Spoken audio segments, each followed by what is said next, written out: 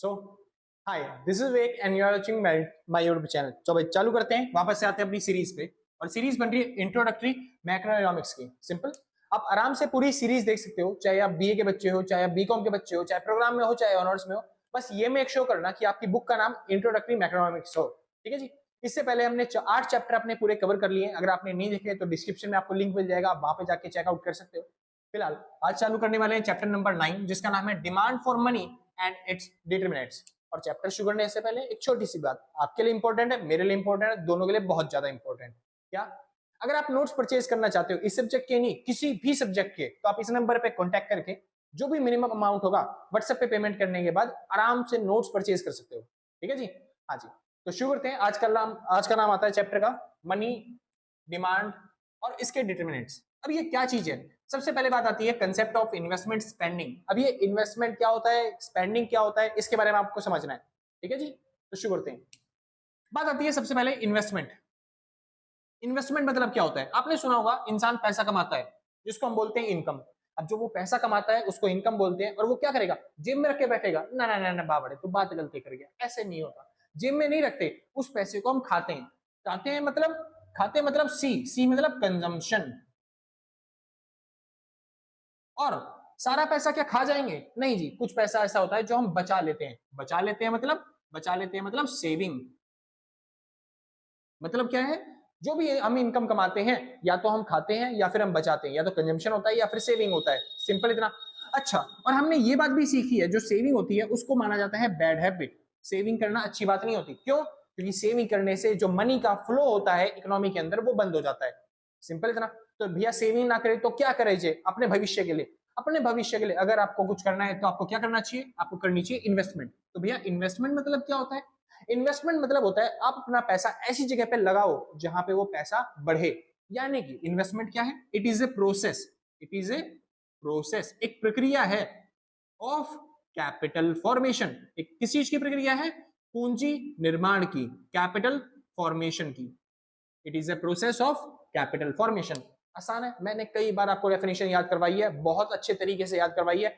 आशा करता हूं कि आपको याद होगी। आगे चलते हैं। अब बात आती है भैया इन्वेस्टमेंट। ये इन्वेस्टमेंट क्या होती है? तो इन्वेस्टमेंट होती है बेसिकली दो तरह की।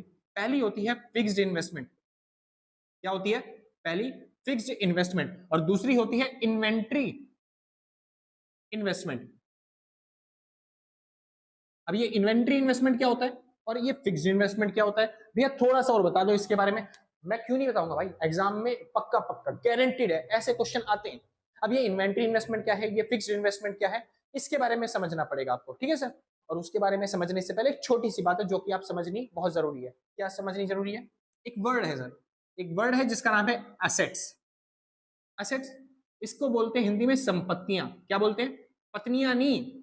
वो हंस रहा है, राजी हो रहा है। ना ना ना बेटा नहीं, संपत्तियां। संपत्तियां मतलब ऐसी चीजें जिनको देखने से खुशी मिलती है। वो कह रहा है भैया उसको देख, मतलब अरे मैं उसकी बात नहीं कर रहा भाई, मैं बात कर रहा हूँ संपत्तियों की, नॉन लिविंग थिंग्स की। यार उसको मत सोचो। संपत्तियां मतलब ऐसी चीजें जो पैसा आपके घर में चीजें लेके आती हैं, जैसे गाड़ी बंगला। वो कह रहा भैया वो भी तो पैसा लाता। अरे नहीं यार, फिर भी संपत्तियां मतलब होता है नॉन लिविंग थिंग, ऐसी चीजें जिसको देखने से खुशी मिलती है, जिसको देखने से पैसा आता है, या फिर जो पैसा लेके आती है घर में, जैसे गाड़ी, बिल्डिंग, मकान, ये सब चीजें। Simple sir. चलिए, तो जो संपत्तियां होती है ना वो दो तरह की होती है हमारे पास। पहली होती है हमारे पास फिक्स्ड एसेट। क्या होती है? Fixed asset. ऐसी संपत्तियां जो लंबे समय तक आपका साथ निभाती है, जिंदगी भर तक आपके साथ चलती है, कभी आपको धोखा नहीं देती, कभी दगाबाजी नहीं करती। मैं उनकी बात नहीं कर रहा, मैं संपत्ति की बात कर रहा हूं। जैसे कि फॉर एग्जाम्पल के तौर पे भैया, जैसे कि बिल्डिंग, जैसे कि मशीनरी, जैसे कि जमीनें। ठीक है जी। दूसरी होती है हमारे पास करंट एसेट।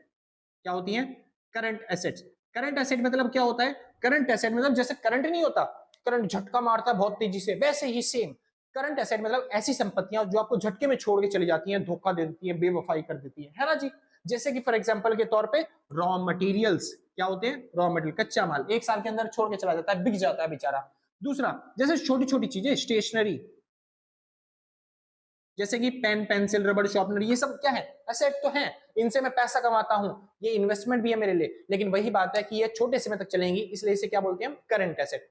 इतना समझ में आ गया? कोई दिक्कत तो नहीं? बस अब इतना समझ में आ गया तो फिर ये भी समझ में आ जाएगा। कैसे? ये देखिए, फिक्स्ड इन्वेस्टमेंट क्या होती है, मैंने आपको समझाया। फिक्स्ड इन्वेस्टमेंट तो समझो, फिक्स्ड इन्वेस्टमेंट मतलब जो भी आपकी फिक्स एसेट है, जमीनें, बिल्डिंग, मशीनरी, इन पे जितना भी आप खर्चा करते हो उस खर्चों को बोलते हैं फिक्स्ड इन्वेस्टमेंट। तो फिक्स्ड इन्वेस्टमेंट क्या है? It is the sum of total expenditure incurred on fixed assets. तो जो भी आपने एक्सपेंडिचर किया अपनी स्थिर संपत्तियों पर फिक्स्ड एसेट पे, उसे को क्या बोलते हैं हम? Fixed investment. सिंपल, आसान थी ना? बहुत अच्छे। Current investment, well current asset पे जो भी खर्चा करते हो उसको हम क्या बोलेंगे? उसको बोलेंगे इन्वेंट्री इन्वेस्टमेंट। तो इन्वेंट्री इन्वेस्टमेंट क्या है? तो वही same definition, it is the sum of expenditure incurred on current assets. तो जो भी हमने खर्चा किया करंट एसेट्स के ऊपर उसको क्या बोलेंगे हम? Inventory investment. सिंपल, जैसे मैं आपको 1000 करोड़ रुपए दे रहा हूं बिजनेस चालू करने के लिए, अगर आपने बिजनेस चालू किया, जमीनों में इन्वेस्ट किया, मशीनों में इन्वेस्ट किया, तो वो फिक्स्ड इन्वेस्टमेंट। अगर आपने स्टॉक्स में, रॉ मटेरियल में इन्वेस्ट किया तो वो इन्वेंट्री इन्वेस्टमेंट। सिंपल इतना, बहुत अच्छे। ये अच्छे तरीके से मैं पहले भी समझा चुका हूं आपको, तो ज्यादा डीप में नहीं जाएंगे, बस खाली हम मेरिट्स और डीमेरिट्स पे आते हैं सीधा। तो फायदे क्या होते हैं इनके, ठीक है जी? तो फायदे क्या है? सबसे पहली चीज, अगर आप बिल्डिंग पे, मशीनरी पे खर्चा करते हो तो सबसे पहला फायदा होता है आपकी कैपेसिटी बढ़ जाती है। आप ज्यादा लेवल पे, बड़े लेवल पे प्रोडक्शन कर पाओगे तो प्रोडक्शन की कैपेसिटी बढ़ जाती है। दूसरी चीज, इससे देश की जीडीपी बढ़ेगी। क्यों? क्योंकि आप बड़े लेवल पे प्रोडक्शन कर रहे हो, ज्यादा इनकम कमा रहे हो, तो आपकी इनकम बढ़ेगी तो देश की भी इनकम बढ़ेगी। समझे जी? चलिए, यहाँ पे क्या फायदा होता है जब आप ये सब चीजें खरीदते हो, रॉ मटेरियल पे इन्वेस्टमेंट करते हो? तो यहाँ पे फायदा होता है आपको अपने बिजनेस को मेंटेन करने में आसानी हो जाती है। और दूसरा फायदा, आपकी बिजनेस का नाम बनता है, गुडविल बनती है। आप खुद ही नोट कर लो ना, जैसे कि एक बड़ी दुकान होती है लेकिन उसमें कोई भी सामान नहीं मिलता, तो वो क्या होती है? इसकी तरह प्रोडक्शन कर सकती है बड़े लेवल पे, इनकम भी कमा सकती है, जनरेट कर सकती है बड़े लेवल पे, लेकिन वही बात है, उसने इन्वेंट्री इन्वेस्टमेंट पे, रॉ मटेरियल पे खर्चा नहीं किया, तो फिर उसकी इमेज इतनी अच्छी नहीं बनती। वहीं पे जो इन्वेंट्री इन्वेस्टमेंट है, जो छोटी दुकान वाले हैं, वो सारा सामान अगर चलते अपने पास रखते हैं तो उनकी गुडविल भी अच्छी बनती है, वो बिजनेस को मेंटेन भी अच्छा कर सकते हैं। कोई बंदा अगर आएगा तो फिर वो खाली हाथ वापस मिल जाएगा, उसको सामान बेच पाएंगे। वो होता नहीं है कि बड़ी दुकान और फीके के पकवान, छोटी दुकान अच्छी, मतलब अच्छे सामान। सिंपल जी, तो वही वाली बात हो जाती है इस तरीके से। चलिए, तो हमें क्या करना चाहिए? हमें दोनों पे इन्वेस्टमेंट करना चाहिए, फिक्स्ड इन्वेस्टमेंट भी और इन्वेंट्री इन्वेस्टमेंट भी। अच्छा, मेन बात आती है अगला डिफरेंस, क्या? डीमेरिट्स का। डीमेरिट्स का डिफरेंस क्या है सर? तो जो इसके फायदे हैं वो इसके लिए नुकसान, जो इसके फायदे हैं वो इसके लिए नुकसान। बस यही पॉइंट आपको उतार देना है और ये बन गया आपके लिए डीमेरिट्स। अब जो सबसे मेन इंपॉर्टेंट टॉपिक है जो मैं आपको समझाना चाहता हूँ वो क्या चीज है? वो है इन्वेंट्री इन्वेस्टमेंट के बारे में। कई बार इन्वेंट्री इन्वेस्टमेंट आपको इन्वेंट्री इन्वेस्टमेंट के नाम से दिखता ही नहीं है। इसको क्या बोला जाता है? इसको बोल दिया जाता है चेंज इन स्टॉक, या फिर कई बार बोल देते हैं डेल्टा स्टॉक। और ये डेल्टा स्टॉक कैसे निकलता है? एक छोटा सा फॉर्मूला, क्लोजिंग स्टॉक माइनस में ओपनिंग स्टॉक। बचपन में मैंने आपको छोटे में, जब आप छोटे बच्चे थे तो मैंने आपको बहुत बार सिखाया है। समझ आ गया? कोई दिक्कत तो नहीं ना? बहुत अच्छी बात है। जिसको नोट करना फटाफट से नोट करो। अच्छा हाँ, तो थोड़ा सा आगे और चलते हैं, थोड़ा सा आगे और बढ़ते हैं अपने टॉपिक के अंदर। क्या? जो इन्वेस्टमेंट होती है फिक्स्ड इन्वेस्टमेंट, ये दो तरह की होती है। तो फिक्स्ड इन्वेस्टमेंट कितने तरह की है? दो तरह की। एक होती है बिजनेस की फिक्स्ड इन्वेस्टमेंट,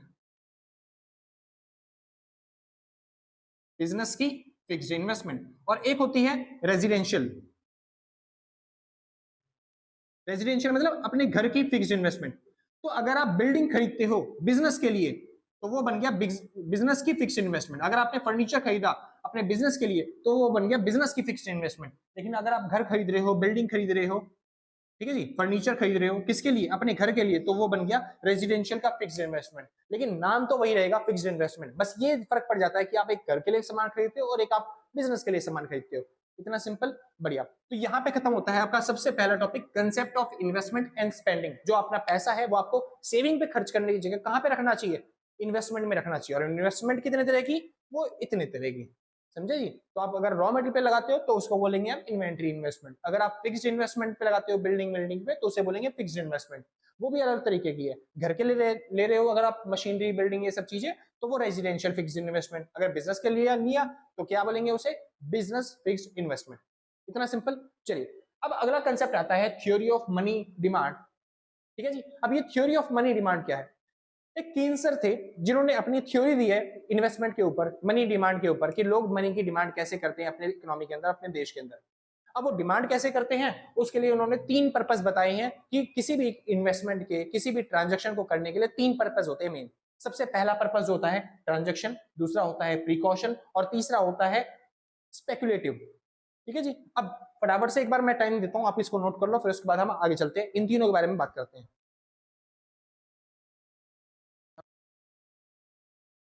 हाँ भाई, श्योर है। अगला टॉपिक पे आते हैं। अगला टॉपिक आता है थ्योरी ऑफ मनी डिमांड। अब थ्योरी ऑफ मनी डिमांड यानी कि मनी की डिमांड जो करी जाती है वो क्यों करी जाती है किसी भी इकोनॉमी के अंदर, किसी भी देश के अंदर। तो कीन सर ने बहुत अच्छे तरीके से समझाया कि जो मनी की डिमांड है, सॉरी भाई अगर बाहर से नॉइस आ रहा हो तो मैं कुछ नहीं कर सकता, छपरी लोग है कुछ, ठीक है जी, तो माइंड मत करना फिलहाल। तो जो मनी की डिमांड है वो 3 मेन पर्पस के लिए की जाती है, कीन सर ने बताया। सबसे पहला पर्पस जो होता है वो होता है ट्रांजेक्शन पर्पस। ट्रांजेक्शन पर्पस का मतलब क्या होता है कि जैसे फॉर एग्जाम्पल के तौर पर पहला पॉइंट मैं करवा रहा हूँ, ट्रांजेक्शन। ट्रांजैक्शन पर्पस के लिए कीन सर कहते हैं अगर आप पैसा कमाते हो, इनकम कमाते हो, तो आप इन्वेस्टमेंट करने की सोचते हो, लेकिन इन्वेस्टमेंट करने से पहले आप अपना पैसा थोड़ा सेव करना चाहते हो, अपने पैसे को बचाना चाहते हो। क्यों बचाना चाहते हो? आपको कैश की जरूरत होती है डेली बेसिस पे, जो भी आप खर्चे करते हो उसके लिए आपको किसकी जरूरत होती है? कैश की जरूरत होती है। तो जो ट्रांजेक्शन पर्पस है इसमें आप अपना पैसा जो होता है वो सेव करते हो, किसके लिए? फॉर डेली बेसिस एक्सपेंडिचर के लिए। जो आप डेली बेसिस पे खर्चे करते हो उस पे जो खर्चा होता है डेली बेसिस पे रोजमर्रा की जिंदगी में, उसके खर्चे के लिए थोड़ा पैसा आप सेव करते हो। सिंपल जी, हाँ जी। तो इसलिए आप क्या बोलते हैं, इस तरह की इन्वेस्टमेंट, इस पैसे को इन्वेस्टमेंट में यूज नहीं कर सकते। सिंपल जी। और ये जो खर्चा होता है इसका ग्राफ कैसे बनेगा अगर देखा जाए तो वो ग्राफ कुछ इस प्रकार बनता है। जैसे फॉर एग्जाम्पल मान लेते हैं यहाँ पे हमारी इनकम है और यहाँ पे है क्या बोलते हैं, money demand for transaction purpose. ये टी मतलब क्या है? Transaction purpose. अब मनी फॉर ट्रांजेक्शन पर्पज, अब इसके लिए क्या हो गया? तो इसका डायग्राम बेसिकली ऐसा बनता है कुछ ऐसा, कि जैसे जैसे हमारी इनकम बढ़ती है, हम डेली बेसिस के जो खर्चे हैं हमारे वो भी क्या होते रहते हैं, लगातार बढ़ते रहते हैं। अब डेली इनकम बढ़ेगी तो डेली बेसिस के खर्चे बढ़ेंगे। आपने खुद ने देखा होगा जब आपकी इनकम बढ़ती रहती है तो आप रोजमर्रा की जिंदगी में जो आपके खर्चे होते हैं वो बढ़ते हैं। पहले जब आप छोटे बच्चे थे तो आप 5 रुपए का बिस्किट लेके राजी हो जाते थे, पूरे दिन में आपका 5 रुपए खर्चा होता था। जैसे जैसे आप बड़े हो गए आपको नए नए शौक लगने लगे, आपको फिर बर्गर अच्छा लगने लगे। पहले आप गुप्ता जी के बर्गर खाया करते थे, फिर थोड़े से और बड़े हुए, फिर मैकडी और बर्गर किंग जैसे बर्गर अच्छे लगने लगे, थोड़े और बड़े हो गए, फिर आपको नए नए शौक चढ़ गया कि आपको मोमोज खाने हैं, बाकी और चीजें खानी है, पिज्जा बर्गर ये सब चीजें आपको खानी है। सिंपल जी। तो डेली बेसिस के आपके खर्चे भी क्या होते हैं, थोड़े से बढ़ते रहते हैं। तो ये सिखाता है हमें कि जो इन्वेस्टमेंट है उससे, इन्वेस्टमेंट करने से पहले, मनी को इन्वेस्ट करने से पहले हमें अपना अमाउंट थोड़ा सा रखना पड़ता है। किस चीज के लिए? डेली बेसिस के एक्सपेंसेस को मीट करने के लिए। इतना सिंपल। आगे चलते हैं। दूसरा पॉइंट, दूसरा पॉइंट आता है प्रिकॉशन पर्पस। प्रिकॉशन पर्पस का भी सेम ही लॉजिक है, सेम ही टॉपिक है। प्रिकॉशन पर्पस में मतलब क्या होता है? इन्वेस्टमेंट करने के लिए जो भी हमारे पास पैसा आया, क्या हम सारा पैसा इन्वेस्ट कर देते हैं? नहीं, सारा पैसा इन्वेस्ट नहीं किया जाता। सबसे पहले पैसा निकाला जाता है किसके लिए? ट्रांजेक्शन पर्पस के लिए, कि हमको डेली बेसिस के जो खर्चे हैं उसको मीट करना है, बस खाली उसको बीट करना है, उसके लिए हमें पैसा निकालना है। चलो, अगर आपने डेली बेसिस के खर्चों के लिए अपना पैसा निकाल लिया, अब तो हम पैसा वो इन्वेस्ट कर सकते हैं? नहीं जी, उसके बाद भी इन्वेस्ट नहीं कर सकते। क्यों इन्वेस्ट नहीं कर सकते? क्योंकि हो सकता है घर में कुछ इमरजेंसी पड़ जाए, तो उस इमरजेंसी के लिए भी हमें फंड जो है थोड़ा सा अपने पास सेव रखना पड़ता है। तो ये जो है प्रिकॉशंस पर्पस, इसमें क्या होता है, इसमें हम अपने पास फंड रखते हैं, सेव करते हैं फॉर एनी इमरजेंसीज। किसी भी इमरजेंसी के लिए, कोई भी अगर आपको प्रॉब्लम आ जाती है, जैसे भगवान ना करे मगर की होती है, कुछ प्रॉब्लम्स होती हैं, जैसे कोई हॉस्पिटल की दिक्कत हो गई या फिर कोई प्रॉब्लम आ गई कि बाढ़ आ गई, नेचुरल डिजास्टर आ गया कोई भी, तो उन सबसे उभरने के लिए, उन सबको बीट करने के लिए आपको प्रिकॉशंस पर्पस अपने पास इन्वेस्टमेंट रखनी पड़ेगी, थोड़ा पैसा रखना पड़ेगा ताकि आप उसको यूज कर पाओ। सबसे पहले जैसे ये कैश डेली बेसिस का पैसा है तो आप आराम से कैश पे रख सकते हो। थोड़ा पैसा आपको बैंक में रखना पड़ेगा कि अगर आपको फ्यूचर में कोई प्रॉब्लम आ जाए तो उसको कैसे बीट कर सकते हैं, उससे कैसे छुटकारा पा सकते हैं। सिंपल जी। तो अब इसका डायग्राम कैसे बनेगा? तो भैया जी इसका डायग्राम भी बिल्कुल सेम वैसे ही है। यहाँ पे मान लेते हैं आपकी इनकम और यहाँ पे मान लेते हैं आपका money demand for precaution purpose, और इसके लिए आपका डायग्राम बनेगा ऐसे। जैसे जैसे आपकी इनकम बढ़ती है वैसे वैसे ही सेम जो डिमांड है मनी की वो बढ़ जाती है, यानी अपने अपने पास सेविंग में ज्यादा पैसा रखना चालू कर देते हो, इमरजेंसीज के लिए थोड़ा ज्यादा एक्स्ट्रा अमाउंट रखना चालू कर देते हो कि अगर इमरजेंसी ज्यादा आ गई तो फिर दिक्कत से थोड़ा सा रिलीफ मिलेगा आपको। सिंपल जी। चलिए आगे चलते हैं। तीसरा, तो तीसरा कहते हैं तीसरा जो अमाउंट होता है वो होता है जो मेन आप इन्वेस्ट करते हो, जिसको क्या बोलते हैं, स्पेक्युलेटिव पर्पस। Speculative purpose. तो इन्वेस्टमेंट का सबसे मेन टॉपिक क्या है, स्पेकुलेटिव पर्पस। आप जो अमाउंट है इन्वेस्टमेंट का वो किसके लिए रखते हो, स्पेकुलेटिव पर्पस के लिए। यानी आप जो एक तरीके से आप मान लो अगर आप इन्वेस्टमेंट करने जा रहे हो, सबसे पहले इन्वेस्टमेंट किस पे करोगे, डेली बेसिस के जो खर्चे होते हैं उनके अंदर इन्वेस्ट किया जाएगा। उसके बाद अगर आप इन्वेस्टमेंट करने जा रहे हो तो किसके अंदर करोगे, जो आपकी फ्यूचर में आने वाली प्रॉब्लम्स है उनसे डील करने में, प्रिकॉशंस पर्पस के लिए अपना जो इन्वेस्टमेंट है उसको लगाओगे अमाउंट, ठीक है जी। उसके बाद भी अगर आपके पास पैसा बचा है तब आप लगाओगे सट्टे बाजार के अंदर स्पेकुलेशन के लिए, प्रॉफिट लॉस के लिए, समझे जी। और स्पेसिफिकली उन्होंने कहा है गोल्ड वोल्ड में नहीं, इन्होंने का मानना था कि आप बॉन्ड में पैसा लगाओगे। क्यों, क्योंकि गोल्ड जो हो गया या फिर स्टॉक मार्केट हो गई ये रिस्की थोड़ा सौदा है, यहाँ पे पैसा डूबने के चांसेस ज्यादा है। लोग ये मानते हैं कि एफडी में पैसा नहीं रखेंगे, एफडी में क्योंकि इंटरेस्ट रेट कम मिलता है, ये मानते हैं बॉन्ड्स में पैसा रखना चाहिए क्योंकि गवर्नमेंट बॉन्ड्स है तो गवर्नमेंट की तरफ से सिक्योरिटी मिल गई। और दूसरी चीज यहाँ पे थोड़ा सा आपको इंटरेस्ट रेट ज्यादा मिलता है गोल्ड की तुलना में और बाकी चीजों की तुलना में, सिंपल जी। लेकिन इसमें थोड़ा डायग्राम अलग है। डायग्राम कैसा अलग है, इसका डायग्राम थोड़ा सा ऐसा होता है, कैसा, नेगेटिवली स्लोप। और क्या बोलते हैं, यहाँ पे हम दिखाते हैं हम इनकम, या फिर आप यहाँ पे दिखाते हो इंटरेस्ट रेट, और यहाँ पे दिखाते हो आप इन्वेस्टमेंट, ठीक है जी। तो इन्वेस्टमेंट रेट और इन्वेस्टमेंट में और जो रेट ऑफ रिटर्न में उनमें कैसा डिफरेंस होता है, कैसा रिलेशन होता है, नेगेटिव रिलेशन होता है, इनवर्स रिलेशन होता है, आप ये कह सकते हो। सॉरी। अब ये कैसा रिलेशन होता है, कैसे समझा सकते हैं, तो मैं समझाता हूं आपको अच्छे तरीके से क्यों होता है ऐसा रिलेशन। जैसे कि फॉर एग्जांपल के तौर पे मान लो एक गवर्नमेंट ने बॉन्ड इशू किए और मैंने बॉन्ड खरीद भी लिए। मैंने बॉन्ड खरीदा कितने का, 1000 रुपए का, ठीक है जी। बॉन्ड का प्राइस कितना है, 1000 रुपए, मैंने खरीद लिया। उस पर मिलता है मेरे को कितना परसेंट इंटरेस्ट, मेरे को बढ़ता है 4% इंटरेस्ट। यानी कि मेरा जो इंटरेस्ट बन जाता है अमाउंट, वो मेरे को बन जाता है 40 रुपए का, मेरा हर साल का मेरे को प्रॉफिट मिल जाता है, ठीक है जी। कोई दिक्कत नहीं। ये बेसिक तौर पे इतना है अमाउंट, यानी 1000 रुपए मैंने इन्वेस्ट किए थे कहीं पे गवर्नमेंट बॉन्ड में, 4% मेरे को इंटरेस्ट मिलता है और 40 रुपए मेरे को हर साल का इंटरेस्ट अमाउंट मिल जाता है, ठीक है जी। चलिए अब क्या हुआ, गवर्नमेंट ने ना, मैं चाहता था इस बॉन्ड को बेचना, तो मैं कितने में बेचूंगा, मैं बेचूंगा 1000 रुपए में, क्योंकि मैंने 1000 रुपए में खरीदा था। और जो बंदा खरीदेगा उसको भी कितने का प्रॉफिट होगा, 40 रुपए का प्रॉफिट होगा, 4% के हिसाब से अगर देखा जाए तो, ठीक है। अब गवर्नमेंट ने क्या किया, गवर्नमेंट ने ना एकदम से बोला कि ना सर अब ना हम इंटरेस्ट रेट को बढ़ा दे रहे हैं। इंटरेस्ट रेट को क्या कर रहे हैं, बढ़ा रहे हैं। यानी कि जो इंटरेस्ट रेट था 4%, इसकी जगह अब हम नया इंटरेस्ट रेट लेके आ रहे हैं, कितना, 5%। सिंपल। अब देखो अगर इंटरेस्ट रेट बढ़ा देंगे तो क्या कोई भी इंसान मेरा बॉन्ड खरीदेगा जो मैंने बॉन्ड लेकर था, क्योंकि अगर 1000 रुपए का मेरा बॉन्ड खरीदेगा तो उसको कितना इंटरेस्ट मिलेगा, 4%। यानी कि और वहीं पे अगर 1000 रुपए का वो गवर्नमेंट का बॉन्ड खरीदता है तो उसको कितना इंटरेस्ट रेट मिलेगा, 5%। तो अगर देखा जाए तो कोई मेरा बॉन्ड खरीदेगा नहीं, तो मैं बेचूंगा कैसे अपना बॉन्ड। यानी मेरे को तो एक्चुअल में लॉस हो रहा है, बल्कि मैंने भी गलत इन्वेस्टमेंट कर दिया। मेरे को भी इसी में इन्वेस्टमेंट करनी चाहिए थी जहां पे 5% मिल रहा है मेरे को प्रॉफिट, है ना जी। तो अब ये तो बड़ी बड़ी दिक्कत वाली बात हो गई, मैं कैसे बेचूं अपने बॉन्ड्स को, या फिर मैं कैसे निकलूं इस मार्केट से, कि लोग तो मेरा बॉन्ड खरीदेंगे नहीं, लोग गवर्नमेंट का बॉन्ड खरीदेंगे। तो यहीं पे केस आता है कि अगर इंटरेस्ट रेट बढ़ जाता है, अगर यहाँ पे इंटरेस्ट रेट क्या हो गया, बढ़ गया, यानी 5% कर दिया, तो लोग क्या चाहते हैं कि क्या बोलते हैं, गवर्नमेंट का बॉन्ड ले। तो मैं कहता हूं एक काम करते हैं सर, मैं सस्ते में बेच देता हूं अपना बॉन्ड। इससे क्या होगा, देखो मेरे बॉन्ड पे 4% इंटरेस्ट मिलता है, यानी कि बंदों को मिलता है 40 रुपए का प्रॉफिट, जो कि साल में मिलता है।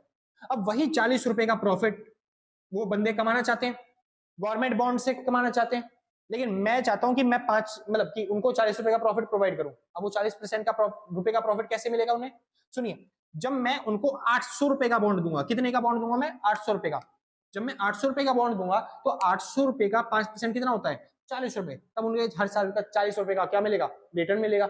सिंपल। गवर्नमेंट क्या बोलती है, गवर्नमेंट बोलती है हम बॉन्ड पे कितने रुपए देंगे, 5% इंटरेस्ट देंगे। देखो अगर मैं 800 का बॉन्ड देता हूँ, 800 का 5%, यानी कि 800 का 5% कितना हो गया, 40 रुपए। तो फिर उनको क्या मिलेगा, 40% अपना इंटरेस्ट मिल जाएगा, ठीक है जी। क्योंकि बॉन्ड क्या हो चुके हैं, सॉरी मतलब इंटरेस्ट रेट क्या हो चुके हैं, बढ़ चुके हैं। गवर्नमेंट ने जैसे ही इंटरेस्ट रेट बढ़ाए तो उससे क्या हो गया, मेरे को अपने बॉन्ड का प्राइस क्या करना पड़ गया, घटाना पड़ गया। सिंपल जी।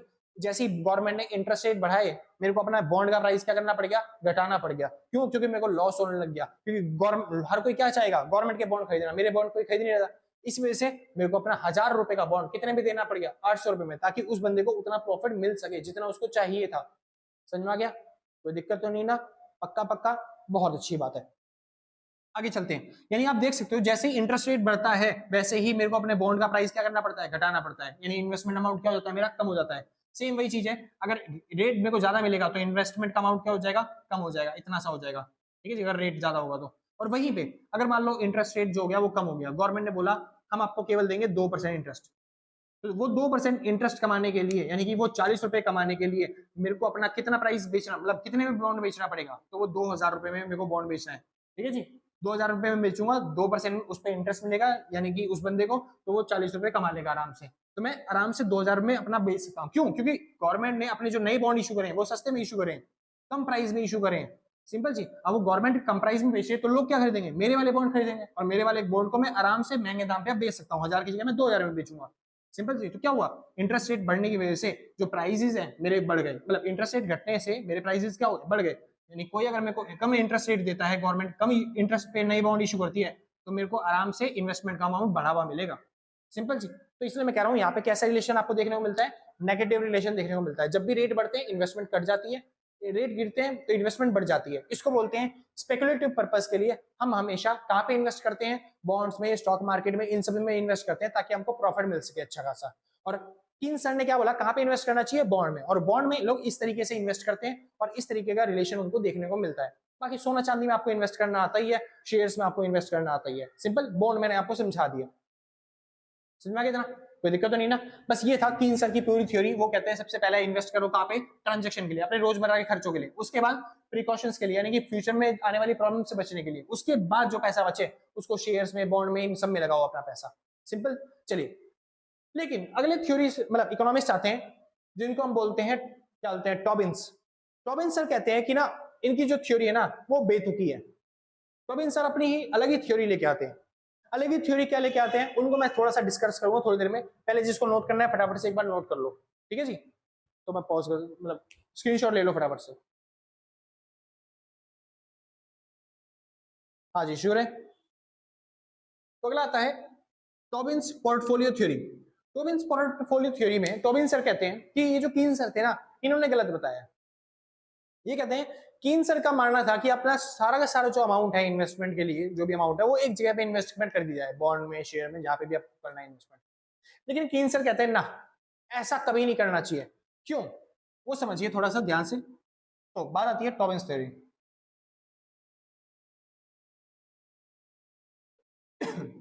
टॉबिन सर कहते हैं, इनका मानना था कि आपको करनी चाहिए डाइवर्सिफिकेशन। क्या करना चाहिए, डाइवर्सिफिकेशन। डाइवर्सिफिकेशन का मतलब क्या होता है, डाइवर्सिफिकेशन का मतलब होता है आपको विविधीकरण करना है। विविधीकरण जैसे कि फॉर एग्जांपल कहा जाए तो कि आपको अपना पैसे को ना डाइवर्सिफाई करना है। जैसे अदरक नहीं होती, अदरक हर जगह से बढ़ती है, वैसे ही आपको हर जगह पे इन्वेस्टमेंट करनी चाहिए, थोड़ी थोड़ी थोड़ी थोड़ी करके इन्वेस्टमेंट हर जगह पे करो। अगर मान लो एक मार्केट गिर भी गई तब भी आपको दूसरी जगह से मतलब प्रॉफिट हो रहा होगा। मान लो 2 जगह गिर गई तो 4 जगह से, 10 जगह से, बाकी जगह से प्रॉफिट हो रहा होगा, सिंपल सी। चलिए, तो इनकी थ्योरी में इन्होंने एक फॉर्मूला दे रखा है। क्या फॉर्मूला दे रखा है कि मनी डिमांड जो होती है वो एक फंक्शन की तरह काम करती है। और वो फंक्शन किसका है, फंक्शन है rate of stocks, rate of bonds, rate of inflation and deflation, और वेल्थ, रियल वेल्थ, सिंपल जी। ये जो आर एस है, आर एस का मतलब क्या होता है, रेट ऑफ स्टॉक्स, यानी कि ये कहते हैं आपको कहां पे इन्वेस्टमेंट करना चाहिए, स्टॉक्स के अंदर इन्वेस्टमेंट करना चाहिए। थोड़ा अमाउंट कहां पे इन्वेस्ट करो, स्टॉक्स में। आर बी का मतलब है रेट ऑफ बॉन्ड, यानी कि आपको कहां पे इन्वेस्टमेंट करना चाहिए, बॉन्ड के अंदर इन्वेस्टमेंट करना चाहिए। सेम वही रिलेशन है, आपको पता है ना, ऐसे ही रिलेशन होता है सेम। कहीं पे आपको रिटर्न ज्यादा मिलेगा तो आप इन्वेस्टमेंट थोड़ा कम करते हो क्योंकि आपको लगता है रिस्क ज्यादा है। कहीं पे इन्वेस्टमेंट मतलब रिटर्न कम मिलेगा तो आप ज्यादा इन्वेस्ट करते हो क्योंकि आपको लगता है क्या है चीज है, मतलब कि प्रॉफिट, मतलब रिस्क कम है तो प्रॉफिट ज्यादा होता है, इसलिए आप इन्वेस्ट ज्यादा करते हो। मतलब नेगेटिव रिलेशन आपको देखने को मिलता है। तो सेम वही चीज होती है हर जगह पे। बस ये कहते हैं एक जगह पे इन्वेस्ट मत करो, खाली बॉन्ड्स या स्टॉक में इन्वेस्ट मत करो, हर जगह पे। अगला आर ई, आर ई मतलब क्या होता है, rate of inflation and deflation, यानी कि आप ऐसी जगह पे इन्वेस्टमेंट करो जहां पे इन्फ्लेशन और डिफ्लेशन जो होती है उससे आप बच सको। यानी अगर आप एफडी में भी डाल रहे हो तो ऐसी एफडी में डालो जहां पे आपको 7% नहीं 9-10% तक इंटरेस्ट रेट मिल सकता है, सिंपल जी। और डब्ल्यू का मतलब क्या होता है, डब्ल्यू का मतलब होता है रियल वेल्थ। आप ऐसी जगह पे इन्वेस्ट करो जहां पे आपकी रियल वेल्थ बने। रियल वेल्थ मतलब प्रॉपर्टीज में, जमीनों में, ठीक है जी। जो लोग शेयर्स में, स्टॉक्स में इन्वेस्टमेंट करते हैं ना तो वो रियल वेल्थ नहीं होती, वो आराम से उस जगह को ऑन नहीं कर सकते। अगर उनको बेचना चाहे तो फिर एक बार में नहीं बेच सकते, कैश अपना बैंक में नहीं मंगा सकते, इतना विड्रॉ नहीं कर सकते। लेकिन वो जो प्रॉपर्टी है वो अच्छे तरीके से उनको पता है, आने वाली जो उनकी पुश्तें हैं वो भी आराम से बैठ के खाती हैं। ठीक है जी, चलिए, तो ये सब मानना होता है किसका। अच्छा, ये उस टाइम की बात है जिस टाइम पे ये सब चीजें होती थी, मतलब उस टाइम पे बैंक वैंक नहीं होते थे, समझे जी। तो उस टाइम की बात कर रहा हूँ। आजकल में तो लोग स्टॉक्स में भी अच्छा खासा इन्वेस्ट करके कमा रहे हैं पैसा, आज की बात नहीं कर रहा मैं। हाँ जी, तो वापस चलते हैं। तो टोबिन थ्योरी कहती है, टोबिन थ्योरी कहती है कि आपको हर जगह पे अपना इन्वेस्टमेंट करना चाहिए, डाइवर्सिफिकेशन करना चाहिए, ताकि आप अच्छे तरीके से क्या बोलते हैं जो रिटर्न है वो जनरेट कर पाओ। ठीक है जी। और साथ ही में इनका मानना क्या था, जैसे मैंने बताया ना आईसी कर्व, एक हाइयर आईसी कर्व को आपको अप्रोच करना चाहिए। जैसे कि मान लो एक आपको रिटर्न मिल रहा है यहाँ पे इतना, उसके बाद एक आईसी कर्व आपका ये रहा, एक आईसी कर्व आपका ये रहा, एक आईसी कर्व यहाँ पे ये रहा, ये सारे आपके पास ऑप्शन है। तो आपको इन सब में से सबसे बेस्ट ऑप्शन कहाँ पे मिलेगा। मान लो आपकी इनकम ये है, तो आपको सबसे बेस्ट ऑप्शन ये भी नहीं है, ये भी नहीं है, ये भी नहीं है, ये भी नहीं है, सबसे ज्यादा सेटिस्फेक्शन, सबसे ज्यादा रिटर्न जहां पे मिल रहे हैं वहां पे आपको इन्वेस्टमेंट करनी चाहिए। समझ में आ गया, कोई दिक्कत तो नहीं। ये थ्योरी कहती है टॉबिन्स थ्योरी। हाँ, लेकिन एक चीज और है। अब बात करते हैं रिस्क के साथ इनका कैसे रिलेशन होता है, समझिए। अब जैसे फॉर एग्जांपल मैं मान लेता हूं यहाँ पे इन्वेस्टमेंट और ये रहा रिस्क। जब बात आती है इन्वेस्टमेंट और रिस्क की, तब कैसे रिलेशन होता है समझते हैं। तब आईसी कर्व ऐसा नहीं बनता, तब आईसी कर्व इनका बनता है ऐसा। भैया ऐसा क्यों होता है, क्योंकि देखिए ऐसा इसलिए होता है कि जैसे जैसे रिस्क इन्वेस्टमेंट का अमाउंट बढ़ता है ना, एक बार बताता हूं भाई। हाँ जी, तो मैं कहना क्या चाह रहा हूं, जैसे जैसे इन्वेस्टमेंट का अमाउंट बढ़ता है ना, हम चाहते हैं कि हमें लेस रिस्केबल प्रॉपर्टी मिले, या फिर इन्वेस्टमेंट ऐसी मिले जहां पे रिस्क कम हो। तो अगर जहां पे रिस्क कम होता है, लोग क्या करते हैं, इन्वेस्टमेंट क्या करते हैं, हम बढ़ा देते हैं। और जहां पे रिस्क ज्यादा होता है, हम इन्वेस्टमेंट क्या चाहते हैं, कम चाहते हैं। तो इसलिए इनका जो आईसी कर्व होता है एग्जैक्टली वो ऐसा बनता है। और यहाँ पे हम इक्विलिब्रियम कहां पे गेन करेंगे, जो सबसे ऊपर वाला पॉइंट होता है, इस जगह पे हम इक्विलिब्रियम गेन करते हैं। कोई दिक्कत तो नहीं। ये टॉबिन्स थ्योरी है, टॉबिन्स थ्योरी में आईसी कर्व अप्रोच का यूज किया गया है इन्वेस्टमेंट और रिस्क को शो करने के लिए। आसान था, कोई दिक्कत तो नहीं भाई। मोस्ट इंपॉर्टेंट है, आप आराम से अच्छे तरीके से तैयारी करके आना और लिख देना बस बना के। ठीक है जी, बढ़िया। इन सबको एक्सप्लेन कर देना अच्छे तरीके से, आपके अच्छे नंबर आएंगे। फिलहाल अगला टॉपिक आता है Baumol Tobin model for cash management. Cash management के लिए बोमल का मॉडल, मतलब कि क्या बोलते हैं, टॉबिन मॉडल क्या है, बोमल और टॉबिन मतलब क्या बोल रहा हूं मैं, बोमल और टॉबिन सर ने मिलकर एक मॉडल निकाला था जिसको हम बोलते हैं कैश मैनेजमेंट मॉडल। यहाँ पे जो अपना कैश है वो कैसे मैनेज किया जाए वो आपको सिखाया जाता है। फिर कुछ लोग कहते हैं, बहुत बार लोग कहते हैं कि भैया हमारी इतनी सैलरी नहीं है, हम इतना कमाते नहीं है कि हम इन्वेस्टमेंट कर पाए, हम कहीं पे पैसा लगा के मतलब अच्छे जनरेट कर पाए अपनी इन्वेस्टमेंट को। तो बोमल और टॉबिन सर ने एक बार बताया था कि अपना पैसा हर कोई इन्वेस्ट कर सकता है, और वो किस तरीके से इन्वेस्ट कर सकता है, वो इस थ्योरी के जरिए, यानी कैश मैनेजमेंट जो थ्योरी उन्होंने दी थी, इसके जरिए हर कोई इंसान अपना पैसा इन्वेस्ट कर सकता है। और वो कैसे करेगा वो समझाता हूं, जिसको नोट करना है भाई स्क्रीनशॉट ले लेना। ठीक है जी, ले लिया होगा, चलिए आगे चलते हैं।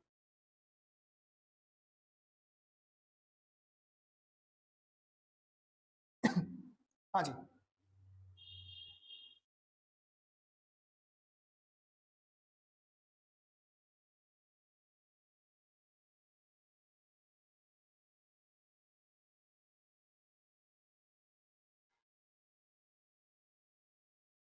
हाँ जी। तो बोमल और मॉल क्या कहते हैं, डॉबिन की कैश मैनेजमेंट थ्योरी क्या कहती है कि ये कहते हैं कि अगर मान लेते हैं फॉर एग्जांपल के तौर पे किसी के पास अगर 12,000 रुपए इनकम है, कोई अगर महीने में 12,000 रुपए कमाता है, तो वो बंदे की साइकिल कैसे दिखाई देगी टाइम पीरियड की। जैसे मान लो ये 1 अप्रैल है, अप्रैल, ये मई, ये जून, ये 1 जुलाई, ये 1 अगस्त, ये मान लो टाइम पीरियड है। तो अगर कोई बंदा 12,000 रुपए महीना कमाता है, तो उसकी थोड़ी इनकम ऐसी दिखाई देगी ग्राफ, कि एकदम से उसके अकाउंट में 12,000 रुपए जमा हुए। हाँ जी, एकदम से उसके अकाउंट में 12,000 रुपए जमा हुए, और वो धीरे धीरे करते करते पूरे महीने में उसने वो पैसा निकाल लिया। अगली बार फिर उसके मतलब अकाउंट के अंदर 12,000 रुपए जमा हुए, फिर धीरे धीरे करते करते उसने पूरा पैसा निकाल लिया अगले महीने के एंड तक। फिर अगले महीने की शुरुआत में 1 तारीख को उसके पास 12,000 रुपए जमा हुए, फिर धीरे धीरे करके उसने सारा पैसा क्या कर लिया, निकाल लिया। ये है बॉमल टॉबिन्स थ्योरी कैश मैनेजमेंट। वो कहते हैं हर कोई इंसान ऐसे अपनी इनकम को एक्सपेंड मतलब खर्चा करता है, सिंपल। तो वो कहते हैं आप अपनी एवरेज निकालो, आप अपनी एवरेज सैलरी निकालो, एवरेज सैलरी कितनी है। उनकी एवरेज सैलरी आती है 12,000। मतलब सॉरी, उनकी एवरेज सैलरी आती है 6,000। यानी कि वो कहने चाहते हैं कि आप अपनी एवरेज सैलरी को ना टाइम पीरियड में डिवाइड कर दो, टाइम से डिवाइड कर दो। जैसे कि आप अपनी जो इन्वेस्टमेंट है ऐसे बनाओ, जैसे फॉर एग्जांपल ये फिर से 1 अप्रैल, ये 1 मई, ये 1 जून, ये 1 जुलाई, ठीक है जी। वो कहना चाहते हैं कि जैसे ही आपके अकाउंट में 12,000 रुपए आ जाएं, तो आप पूरे के पूरे 12,000 रुपए को, ऐसे नहीं है कि पूरे बैंक में रखे रखो, नहीं, वो कहते हैं आपका एवरेज खर्चा 15 दिन का जो खर्चा है वो 6,000 रुपए है। तो एक काम करो, अपने अकाउंट में बस खाली 6,000 रुपए रखो, जो बाकी का 6,000 रुपए बचा है उसको वहीं पे 15 दिन के लिए इन्वेस्ट कर दो, समझे। जैसे कि आपके अकाउंट में 12,000 रुपए आ गए, तो तुरंत अकाउंट में से 6,000 रुपए निकालो और कहीं पे इन्वेस्ट कर दो। तो आपके अकाउंट में पहली तारीख को कितने रुपए बचेंगे, बस खाली 6,000 रुपए बचेंगे। तो वो चलेंगे 6,000 रुपए कितने दिन तक, बस खाली 15 दिन तक, यानी वो इतने पे खत्म हो जाएंगे। फिर वो जो आपने इन्वेस्ट किए थे 15 दिन के लिए पैसा, उसको वहां से निकालो और अपने अकाउंट में जमा कर दो और उसको बाकी के 15 दिन यूज करो। इससे क्या होगा, जो आपके स्टार्टिंग के जो 15 दिन है, उन 15 दिन में आपने अपना जो 6,000 का अमाउंट है वो कहीं पे इन्वेस्ट कर दिया। अब उससे थोड़ा बहुत तो इंटरेस्ट मिला होगा, 50 रुपए 100 रुपए इंटरेस्ट तो मिला होगा ना, हाँ जी, तो वो आपका बन गया प्रॉफिट, जो कि आपने इन्वेस्टमेंट से निकाला और आप इन्वेस्टमेंट करना भी सीखे। नहीं समझ में आया, एक बार और समझो। मान लो एक मई को आपको फिर से सैलरी मिली, जैसे यहाँ पे सैलरी 12,000 मिली थी, आपने वो सैलरी पूरी बैंक में रखी और वो पैसा धीरे धीरे खत्म होता गया, चला गया। तो एक काम करो, वो कहते हैं कि पूरी 12,000 रुपए सैलरी जैसे ही आए आपके पास, 12,000 में से 6,000 रुपए पहले ही निकाल के कहीं पे इन्वेस्ट कर दो, ठीक है जी। और वो जो 6,000 रुपए वो बैंक में रखो, वो धीरे धीरे खत्म होगा और 15 तारीख को वो खत्म हो जाएगा। जैसे ही वो 15 तारीख को खत्म हुआ, वैसे ही जो 6,000 रुपए अपने कहीं पे इन्वेस्ट करे थे, उसको पैसे को निकाल के अपने बैंक में जमा कर दो, तो फिर से 15 तारीख को आपके पास आ गए 6,000 रुपए, और फिर उसको धीरे धीरे यूज करते रहो पूरे महीने के एंड में। इससे क्या होगा, जो आपने स्टार्टिंग में 15 दिन के लिए 6,000 रुपए इन्वेस्ट करे, वहां पे आपको इंटरेस्ट जो है वो मिला होगा। और अच्छा हाँ, वो ये भी कहते हैं किसी सिक्योर जगह पे आपको इन्वेस्ट करना है, स्टॉक्स में नहीं लगाना, क्योंकि 15 दिन में हो सकता है आपको लॉस भी हो जाए। तो किसी ऐसी सिक्योर जगह पे लगाओ, जैसे एफडी में हो गया, बॉन्ड में हो गया, ऐसी जगह पे लगाओ जहां पे आपको फिक्स है कि आपको रिटर्न मिलेगा, आपको अच्छा रिटर्न मिलेगा, प्रॉफिट होगा। सिंपल, ऐसी जगह पे पैसा लगाना है, वो ये कहते हैं, मेन चीज ध्यान रखना, ठीक है जी। तो इस तरीके से आपको क्या करना चाहिए, इन्वेस्टमेंट करना चाहिए और यहाँ पे कैश को मैनेज करना चाहिए, अपने कैश को मैनेज करना चाहिए। सिंपल, कोई डाउट तो नहीं, आसान है ना। इससे आप अपनी वेल्थ बना सकते हो। हाँ, बस इसके थोड़े से कैच है, वो ये बात भी कहते हैं कि आपको ध्यान रखना पड़ेगा, किस चीज का ध्यान रखना पड़ेगा, सबसे पहली चीज नंबर ऑफ ट्रांजेक्शन्स का। अच्छा, क्योंकि ये जो थ्योरी है वो बहुत पुरानी है, क्योंकि ये थ्योरी है वो बहुत पुरानी है, तो उस जमाने में ना जब आप बैंक में पैसे जमा करवाने जाते थे तो बैंक आसपास नहीं होते थे उस टाइम पे, डेबिट कार्ड, क्रेडिट कार्ड, ये सब चीजें नहीं चलती थी कि आपने ऑनलाइन ट्रांजैक्शन किया तो फ्री में आपके पास पैसे आ गया, ऐसा नहीं होता था। उस जमाने में बैंक बहुत ज्यादा दूर होते थे। सिंपल, तो आपको बैंक में जाने में और आने में खर्चा करना पड़ता था, 10-20 रुपए आपके तो खर्च होंगे किराए में, है ना जी। तो वो कहते हैं आपको ना उस टाइम पे नंबर ऑफ ट्रांजेक्शन का ध्यान रखना है। कभी आप ऐसा कर दो, कैसा कर दो कि कभी आप ऐसे करने लग जाओ कि भैया कि मेरे पास ना 12,000 रुपए मेरी सैलरी आई है 1 अप्रैल को, तो 1 मई को मेरे को फिर दोबारा मिलेगी सैलरी, 1 जून को मेरे को फिर दोबारा मिलेगी सैलरी। तो एक काम करता हूं मैं, 12,000 की जगह छोड़ो 3,000, मतलब 6,000 छोड़ो, 6,000 की जगह मैं 3,000 रुपए ना बस खाली चलते हैं बैंक में रखूंगा, बाकी का जो 9,000 रुपए अमाउंट है मैं कहीं पे इन्वेस्ट कर दूंगा। तो क्या होगा, इससे 3,000 रुपए मैं खर्च कर, मतलब यूज करूंगा स्टार्टिंग के 10 दिन, फिर मैं यूज करूंगा, अगले 3,000 रुपए लेके आऊंगा निकाल के इन्वेस्टमेंट में से, फिर यूज करूंगा, फिर 3,000 रुपए निकाल के लाऊंगा, फिर यूज करूंगा, फिर 3,000 रुपए निकाल के लाऊंगा, 3,000 यूज करूंगा। मतलब ऐसे मैं जो अपने क्या बोलते हैं 9-10 हजार रुपए वो इन्वेस्ट कर पाऊंगा कहीं पे अच्छी जगह पे, जहां पे मेरे को ज्यादा रिटर्न मिलेगा, समझे। कुछ लोग ऐसा भी सोचने लग जाएंगे, वो तो कहते हैं खाली 6,000 रुपए करो यूज, मतलब इन्वेस्ट, लेकिन कुछ लोग सोचते हैं मैं ज्यादा इन्वेस्ट करूंगा और थोड़ा थोड़ा पैसा निकालता रहूंगा। इसमें प्रॉब्लम क्या है, नंबर ऑफ ट्रांजेक्शन की, कि जितनी ज्यादा ट्रांजेक्शन होगी उतनी ज्यादा बार आपको बैंक जाना पड़ेगा, जिसको आने जाने के लिए आपको खर्चा लगेगा। तो बेसिक से आप एक जगह इन्वेस्ट करके पैसा रिटर्न कमा रहे हो, लेकिन हो सकता है कि वो जो रिटर्न है वो उतना ज्यादा ना हो जितने आपके खर्चे जो है आने जाने में बैंक में वो ज्यादा बढ़ जाए, क्योंकि ट्रांजेक्शन करने में भी खर्चा आता है आपका। वो तो आज का टाइम है कि आज खर्चा नहीं होता, आप ऑनलाइन पेमेंट यूपीआई ट्रांसफर कर देते हो लाखों रुपए, तो आपका खर्चा नहीं पड़ता, लेकिन पुराने जमाने में खर्चा होता था। तो जो ट्रांजेक्शन का खर्चा है वो भी आपको देख के चलना पड़ेगा, तो ज्यादा ट्रांजेक्शन भी नहीं होने चाहिए, ट्रांजेक्शन आपकी कम होनी चाहिए और आपकी इन्वेस्टमेंट अमाउंट भी एवरेज होनी चाहिए उस हिसाब से, समझे। तो ये थी आपकी बोमल और टॉबिन की कैश मैनेजमेंट थ्योरी। तो इस तरीके से कैश मैनेजमेंट करना चाहिए उन्हें, ठीक है जी। तो जिसको नोट करना है भाई फटाफट से नोट करो।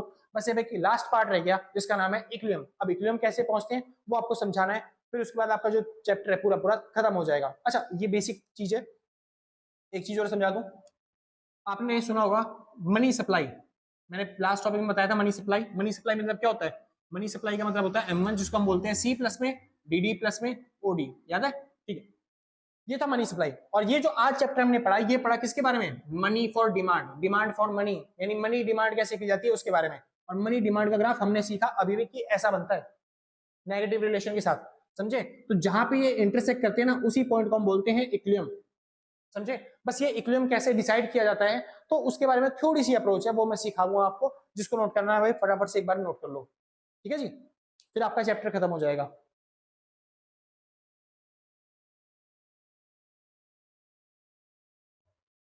हाँ जी, शुक्र है। तो चालू करते हैं। टॉपिक का नाम आता है effect, sorry, equilibrium and effect of change. अब इक्विलिब्रियम क्या होता है और इफेक्ट ऑफ चेंज क्या इफेक्ट, मतलब जो चेंज होता है उससे क्या इफेक्ट पड़ता है इक्विलिब्रियम पे, वो समझते हैं। तो जैसे मैंने आपको बताया, इसको बोलते हैं रेट, और यहाँ पे दिखाते हैं इन्वेस्टमेंट। अब इसमें क्या फर्क होता है, सुनिए। अब आपको पता है कि जो मनी डिमांड है और मनी सप्लाई है वो कैसे होते हैं। इसको बोलते हैं मनी डिमांड। क्या बोलते हैं इसे? मनी डिमांड, जो कि हमने आज ही चैप्टर में पढ़ा है, इसको बोलते हैं मनी डिमांड, ठीक है जी? इसके बाद ये होती है हमारी मनी सप्लाई। मनी सप्लाई जो है वो कांस्टेंट रहती है, जैसे कि पता ही है फिर भी आपको। और ये जहां पे काटते हैं इस पॉइंट को बोला जाता है इक्विलिब्रियम। मान लेते हैं ये हमारा मेन इक्विलिब्रियम है, ये इक्विलिब्रियम हो गया। चलो ये E1 E2 और ये हो गया E3। अब देखिए यहाँ पे समझाना क्या चाह रहा हूं मैं समझाना चाह रहा हूं कि अगर मनी डिमांड में कोई चेंज होता है तो इससे क्या इफेक्ट पड़ेगा। तो जो डायग्राम है वो साफ साफ दिखाई दे रहा है कि जो मनी जो सप्लाई होती है वो बेसिकली क्या होता है, मनी सप्लाई आरबीआई के द्वारा कंट्रोल किया गया, मॉनेटरी पॉलिसी के द्वारा कंट्रोल की गई चीजें होती है, जिसलिए हम ज्यादातर चेंजेस नहीं कर सकते। अगर मनी सप्लाई में चेंजेस आते भी हैं तो वो हमेशा ही ऐसा कोई कर्व नहीं है, वो स्ट्रेट लाइन ही रहती है, जिससे कि क्वांटिटी में जो यानी जो इन्वेस्टमेंट का अमाउंट होता है उसमें कोई चेंज नहीं आता, बस खाली किस में चेंज आता है? रेट में चेंज आता है, यानी इंटरेस्ट रेट में चेंज आता है। तो अगर मनी की डिमांड बढ़ जाती है तो इससे इंटरेस्ट रेट भी क्या हो जाते हैं? बढ़ जाते हैं। और मनी की डिमांड जो है वो घट जाती है, डिमांड ऑफ मनी घट जाती है, तो इससे इंटरेस्ट रेट भी क्या हो जाते हैं? घट जाते हैं। और सेम अगर ऐसा देखा जाए कि अगर मनी सप्लाई में चेंज आ भी गया तो उससे क्या इफेक्ट पड़ेगा, वो भी बहुत ईजी है, आपको पता ही है। इसको बोलते हैं मनी सप्लाई। अगर इसमें चेंज आ रहा है तो वो कुछ इस तरीके से आएगा, मनी सप्लाई, मनी सप्लाई यानी क्वांटिटी या तो बढ़ेगी या घटेगी। इससे मनी डिमांड जो होगा, जो कि ये वाला है, इक्विलिब्रियम पे क्या इफेक्ट पड़ेगा? ये पहले इक्विलिब्रियम था, मान लेते हैं ये E1, ये E2 और ये E3। हाँ जी। तो अगर मनी सप्लाई में चेंज होता है तो उससे क्या इफेक्ट पड़ता है? मनी सप्लाई जो होती है ना वो मेन चीज आरबीआई के द्वारा कंट्रोल की जाती है, इसलिए अगर मनी सप्लाई में चेंज आता है तो इकोनॉमी में भी चेंजेस आते हैं, इन्वेस्टमेंट का अमाउंट भी चेंज होता है और रेट भी चेंज होता है। जैसे फॉर एग्जाम्पल के तौर पर मान लेते हैं ये पहले हमारा रेट हुआ करता था, ये हमारी इन्वेस्टमेंट होती थी। अगर मनी मतलब वहीं पे मनी सप्लाई अगर गवर्नमेंट ने बढ़ा दी, मनी सप्लाई को गवर्नमेंट ने बढ़ा दिया, तो इससे क्या होगा? इन्वेस्टमेंट का अमाउंट बढ़ जाएगा और रेट क्या हो जाएंगे? घट जाएंगे। या फिर आप ऐसे भी कह सकते हो, अगर गवर्नमेंट रेट को कम कर देती है तो इससे इन्वेस्टमेंट का अमाउंट क्या होता है? बढ़ जाता है। सिंपल। वहीं पे उसका उल्टा वाइस वर्सा, कि अगर रेट का अमाउंट बढ़ा दिया जाता है तो इन्वेस्टमेंट को जो अमाउंट होता है वो घट जाता है। Simple sir. तो मनी सप्लाई में चेंजेस करने से बस इकोनॉमी पे ये फर्क पड़ता है। तो ये लिख देता हूं मैं R1 R2 और R3। Simple sir. तो ये दो डायग्राम है, अगर आप बनाना चाहो तो आराम से लिख के आ सकते हो। यहाँ पे मैंने सिखाया कि मनी डिमांड में चेंज होने से क्या इफेक्ट पड़ेगा, और यहाँ पे मैंने सिखाया मनी सप्लाई में चेंजेस होने से क्या इफेक्ट पड़ता है इकोनॉमी पे, ठीक है जी? मनी डिमांड में चेंज होने से मतलब मनी डिमांड में चेंज होने से ज्यादा इफेक्ट नहीं पड़ता है इन्वेस्टमेंट पे, बस खाली रेट पे चेंज होता है, मतलब रेट चेंजेस होते हैं, रेट किया तो बढ़ेगा या फिर घटेगा। लेकिन वहीं पे अगर मनी सप्लाई में चेंजेस आते हैं तो रेट पे और इन्वेस्टमेंट पे दोनों पे चेंजेस आते हैं। Simple sir. होप करता हूँ आपको आज की वीडियो अच्छी लगी होगी, समझ में आई होगी, ठीक है जी? है तो थोड़ा सा मुश्किल टॉपिक, ठीक है, और थोड़ी लंबी वीडियो थी, लेंथी बन गई, ठीक है जी? तो कुछ नया कंसेप्ट था तो आपको समझाना था अच्छे तरीके से, तो इसलिए थोड़ा सा टाइम लग गया। बाकी अगर वीडियो अच्छी लगी हो तो लाइक से सब्सक्राइब करके पक्का जाना। अगर आपने चलते देखा कि मेहनत करने में टाइम भाई, चलते कोशिश करते हैं, मेहनत करते हैं बहुत ज्यादा, तो भाई थोड़ा सा एक लाइक कर देना, ज्यादा बढ़िया लगता है, हमको भी खुशी मिलती है भाई अगर कोई कमेंट करता है कि भैया आपने बहुत अच्छा पढ़ाया। बाकी जैसा आपके मन करे वैसा कर देना, कोई दिक्कत नहीं है, ठीक है जी? तो आज के लिए बस इतना ही, मिलते हैं कल सेम टाइम सेम। अच्छा एक चीज और, वेट, अगर कोई नोट्स परचेज करना चाहता है कोई भी इंसान, तो आप इस नंबर पर कॉन्टैक्ट करके जो भी मिनिमम अमाउंट होगा व्हाट्सएप पे पेमेंट करने के बाद आराम से नोट्स परचेज कर सकते हो, कोई दिक्कत नहीं। चलिए, हाँ जी, और लाइक से सब्सक्राइब कर देना, और ना भी करो कोई दिक्कत नहीं, आराम से कर दियो बाद में, कोई आपत्ति नहीं आ रही है, हम भी यही हैं, आप भी मिलते हैं आपके एग्जाम के बाद, ठीक है जी? तो आज के लिए बस इतना ही, मिलते हैं कल सेम टाइम सेम दिन, और टाटा बाय बाय।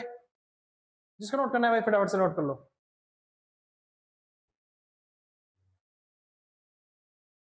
गला सूख गया बकवास करते करते, आवाज बैठ गई।